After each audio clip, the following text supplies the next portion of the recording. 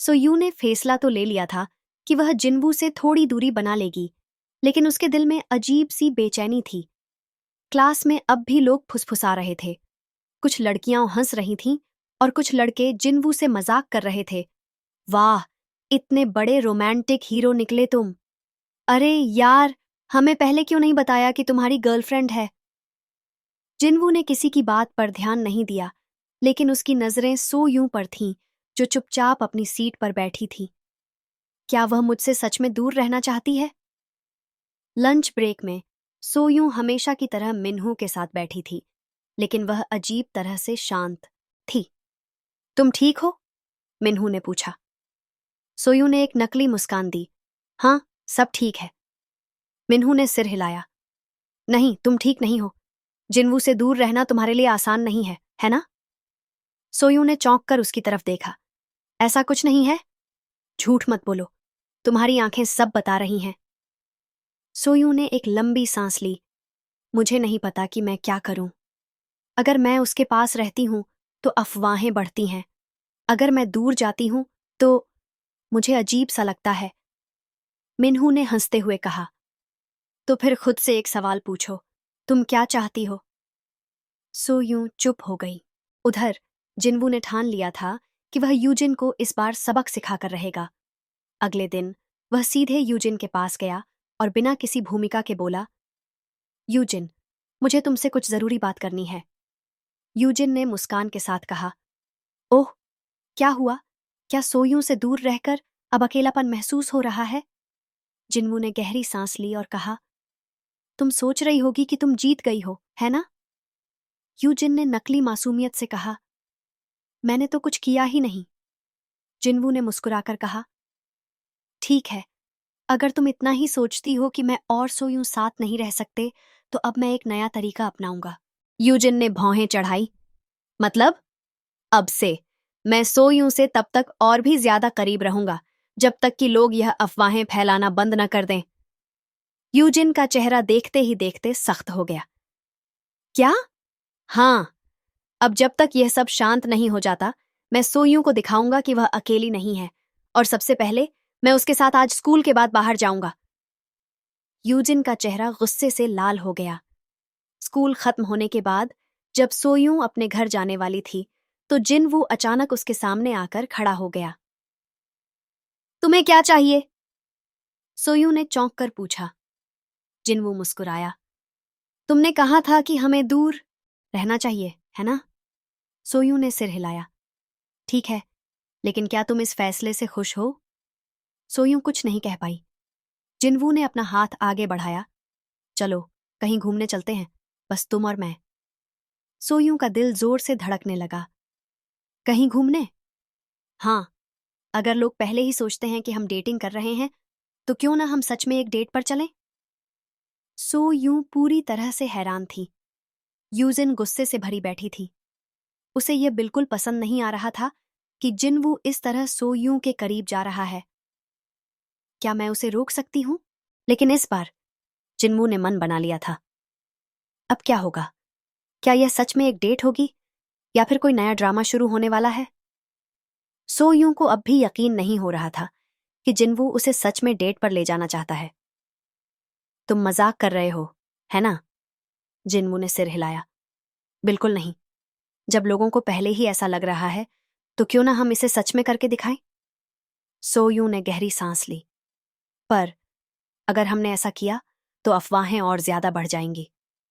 जिन्वू मुस्कुराया। या फिर यह हो सकता है कि लोग यह सब बातें करना बंद कर दें, क्योंकि उन्हें लगेगा कि यह कोई बड़ी बात नहीं है। सोयूं को अब भी थोड़ी झिझक हो रही थी, लेकिन जाने क्यों जिन्वू के साथ जाने का ख्याल उसे बुरा भी नहीं लग रहा था। ठीक है, लेकिन यह सिर्फ एक दोस्ती वाली आउटिंग होगी, ठीक? जिन्वू ने मजाकिया अंदाज में कहा। हम देखते हैं। सोयूं ने आंखें तरेरी, लेकिन उसके चेहरे पर हल्की मुस्कान थी। जिन्वू ने पहले से ही सोचा हुआ था कि वे कहाँ जाएंगे। वे पहले एक फेमस स्ट्रीट फूड मार्केट गए, जहां जिन्वू ने बिना कुछ पूछे सोयूं के लिए ताकॉक भी स्पाइसी राइस केक खरीद लिया।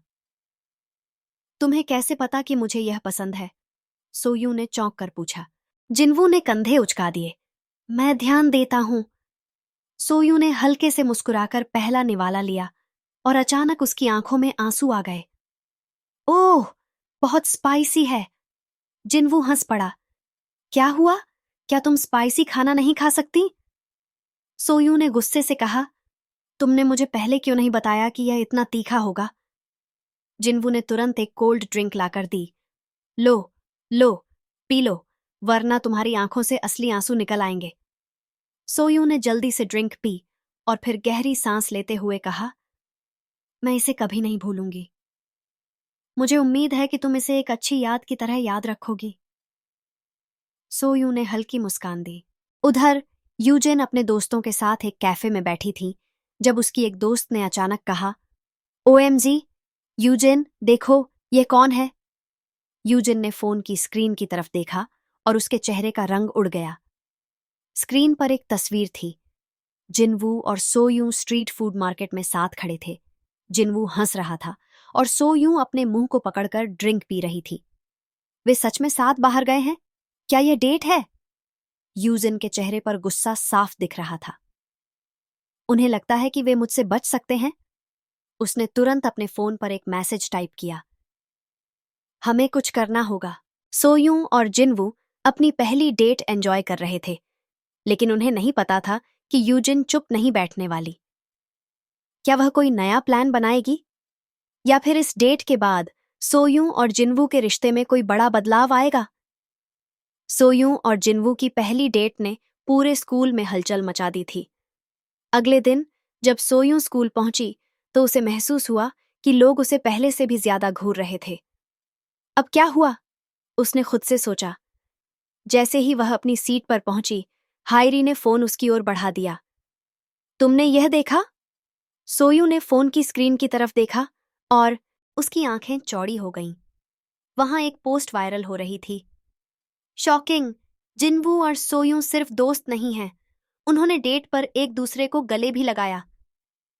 पोस्ट के साथ एक एडिटेड तस्वीर थी जिसमें ऐसा लग रहा था कि जिनवू ने सोयू को बाहों में लिया हुआ है। सोयू के हाथ से फोन गिरते गिरते बचा। यह झूठ है। जब जिनवू क्लास में आया तो उसने भी यह तस्वीर देखी। अब यह बहुत ज्यादा हो रहा है। वह सीधे यूजिन के पास गया और बिना कुछ बोले अपना फोन उसकी आंखों के सामने कर दिया। क्या यह तुम्हारा काम है? यूजिन ने मासूमियत से आंखें झपकाईं। ओह, यह तस्वीर? मुझे नहीं पता कि यह किसने पोस्ट की, लेकिन हाँ, यह काफी दिलचस्प है ना? जिनवू ने गहरी सांस ली। यूजिन, मैं तुम्हें आखिरी बार चेतावनी दे रहा हूं। अगर तुमने यह सब बंद नहीं किया तो मैं वो करूंगा जिसका तुम्हें अंदाजा भी नहीं है। यूजिन ने मजाकिया अंदाज में कहा। और वो क्या होगा? जिनवू मुस्कुराया। मैं सच में सोयू को अपनी गर्लफ्रेंड बना लूंगा। यूजिन के चेहरे का रंग उड़ गया। सोयू को अब सच में चिंता होने लगी थी। लंच ब्रेक में वह जिनवू से मिली और बोली, हमें कुछ करना होगा। यह सब अब मेरे लिए बहुत ज्यादा हो रहा है। जिनवू ने उसकी आंखों में देखा और गंभीर स्वर में कहा, मैं पहले ही सोच चुका हूं कि हमें क्या करना है। सोयू ने हैरानी से पूछा, क्या? जिनवू ने मुस्कुराते हुए कहा, हम आधिकारिक रूप से डेटिंग करने का ऐलान कर देंगे। सोयू का मुंह खुला का खुला रह गया। क्या? क्या जिनवू सच में पूरे स्कूल में यह घोषणा कर देगा, या फिर यूजिन का कोई नया प्लान इस कहानी को और उलझा देगा? सुबह जब वह स्कूल पहुंची तो हर तरफ से फुसफुसाहटें सुनाई दे रही थीं। क्या सच में जिनवू और सोयू डेट कर रहे हैं, या फिर ये सब बस अफवाहें थीं? पर नोटिस बोर्ड पर तो साफ साफ लिखा था। सोयू को लग रहा था कि वह किसी फिल्म में फंस गई है।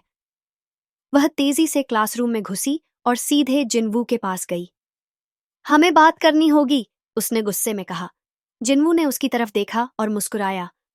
हम? क्या हुआ? क्या हुआ? तुम सच में पूछ रहे हो कि क्या हुआ? सोयू ने चिढ़कर कहा। ये सब तुमने किया, है ना? ये नोटिस बोर्ड पर जो कुछ भी लिखा था वो तुम्हारा काम था। जिनवू ने कंधे उचका दिए। हाँ, मैंने ही किया था। सोयू का मुंह खुला का खुला रह गया। स्कूल का हर स्टूडेंट बस यही जानना चाहता था कि ये अफवाहें सच हैं या सिर्फ एक मजाक। लंच ब्रेक में कुछ लड़कियां सोयूं के पास आईं और बोलीं, तुमने हमें पहले क्यों नहीं बताया? कब से तुम दोनों साथ हो? सोयूं घबरा गई। नहीं, ये सब गलतफहमी है। लेकिन तभी जिनवू वहां आ गया और मुस्कुराते हुए बोला, नहीं, ये गलतफहमी नहीं है, हम साथ हैं। पूरा कैफेटेरिया चौंक गया।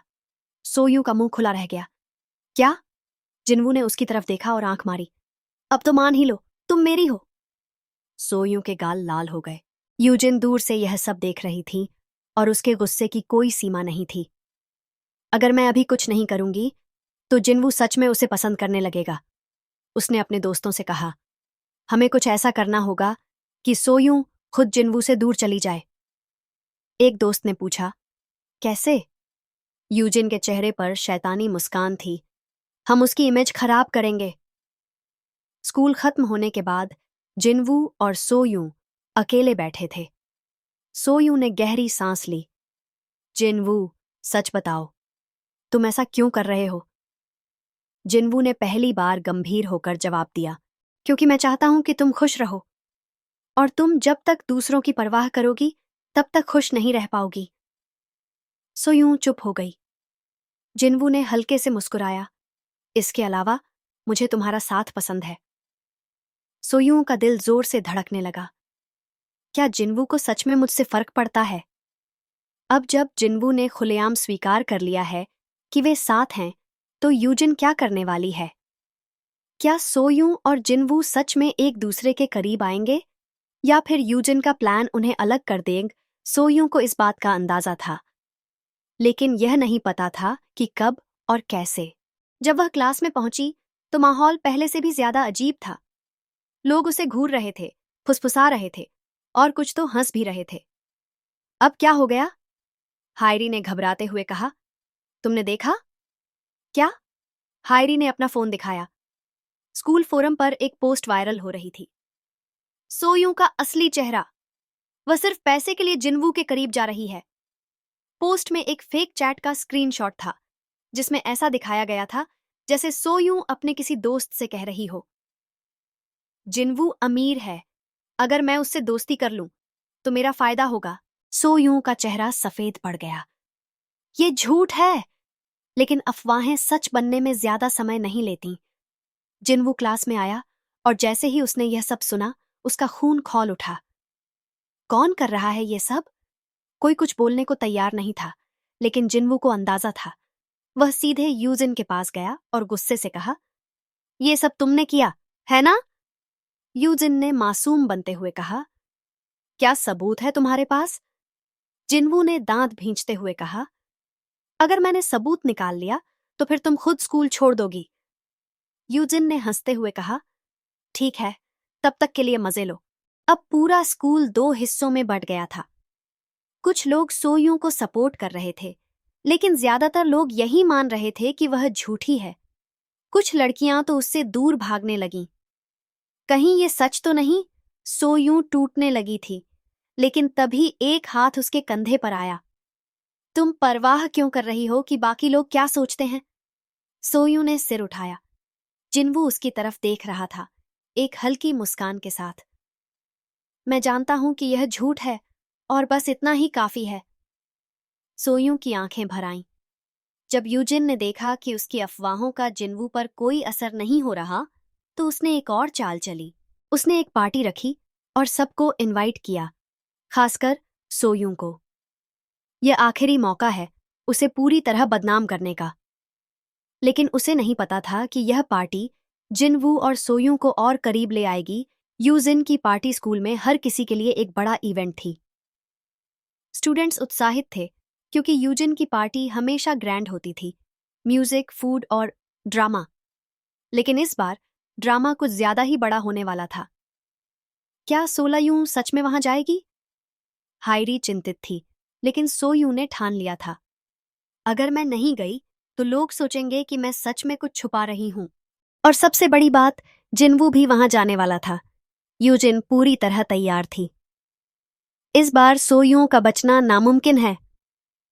पार्टी के बीच में उसने सबके सामने अनाउंस किया, दोस्तों, मैं आप सबको कुछ दिखाना चाहती हूँ। स्क्रीन पर एक नया फेक वीडियो चलने लगा। वीडियो में सोयूं किसी से बात कर रही थी और ऐसा लग रहा था जैसे वह कह रही हो, जिन्वू से रिश्ता रखना फायदे का सौदा है। पूरा हॉल सन्न रह गया। सोयूं को कुछ समझ नहीं आया। ये फेक है, मैंने ऐसा कुछ नहीं कहा। लेकिन तभी सच में जिन्वू की आवाज गूंजी। उसने आगे बढ़कर रिमोट लिया और वीडियो को पॉज करके बोला, अब ये देखो। उसने वीडियो को स्लो मोशन में चलाया और सबको साफ दिखा कि सोयूं के लिप्स मूवमेंट असली आवाज से मैच नहीं कर रहे थे। यूजिन के चेहरे का रंग उड़ गया। जिन्वू ने एक और वीडियो चलाया, सीसीटीवी फुटेज, जिसमें यूजिन के दोस्त किसी को पैसे देकर यह फेक वीडियो एडिट करवा रहे थे। पूरा हॉल हैरान था। यूजिन का झूठ सबके सामने आ गया था। स्टूडेंट्स ने यूजिन की ओर देखा। तुमने इतना बड़ा झूठ फैलाया? यूजिन को कुछ नहीं सूझा। उसने गुस्से में कहा, मैंने जो किया वह गलत नहीं था। जिन्वू को मेरा होना चाहिए था। जिन्वू ने ठंडी आवाज में कहा, यूजिन, प्यार जबरदस्ती से नहीं मिलता और तुमने यह साबित कर दिया कि तुम किसी की सच्ची दोस्त नहीं हो सकती। यूजिन की आंखों में आंसू आ गए, लेकिन अब कोई उसे बचाने वाला नहीं था। पार्टी के बाद जिन्वू ने सोयूं को छत पर बुलाया। अब जब यह ड्रामा खत्म हो गया है, तो क्या तुम सच में मेरी गर्लफ्रेंड बनोगी? सोयूं की धड़कन तेज हो गई। उसने हंसते हुए कहा, और अगर मैंने मना कर दिया? जिन्वू ने मुस्कुराते हुए कहा, तो मैं तब तक इंतजार करूंगा जब तक तुम हां नहीं कहती। सोयूं ने उसे देखा और फिर हल्की आवाज में कहा, तो अब से मैं तुम्हारी गर्लफ्रेंड हूं। जिन्वू की आंखों में चमक आ गई। उसने धीरे से कहा, स्कूल की घंटी की तरह अब मेरी धड़कन भी सिर्फ तुम्हारे लिए बजेगी। और इस तरह स्कूल की सबसे अनोखी लव स्टोरी पूरी हुई।